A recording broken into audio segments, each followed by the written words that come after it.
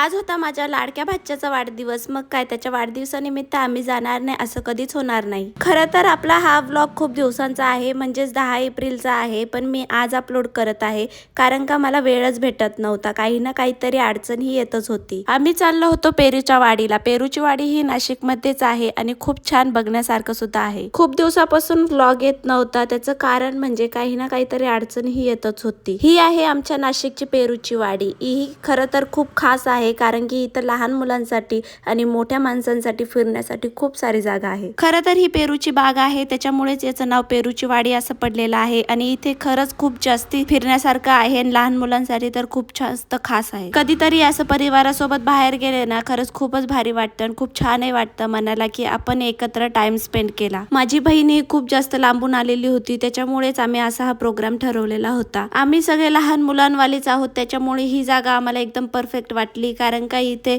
लहान मुलांसाठी भरपूर अशा खेळायच्या गोष्टी आहेत जेणेकरून लहान मुलं सुद्धा एन्जॉय करतील आणि आपल्यासारखे मोठे माणसं सुद्धा एन्जॉय करतील। तुम्हाला पण जर तुमच्या फॅमिली सोबत लहान मुलांसोबत एन्जॉय करायचं असेल, कुठे फिरायचं प्लॅनिंग करत असाल ना, तर हे नाशिकच्या पेरूच्या वाडीला नक्की व्हिजिट करा।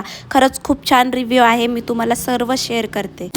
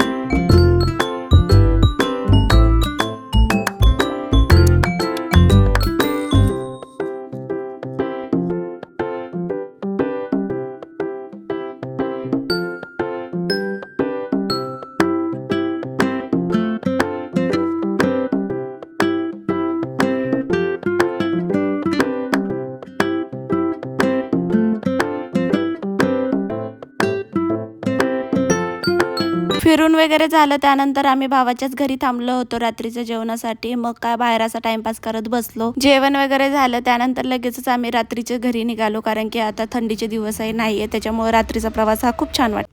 चला बाय बाय.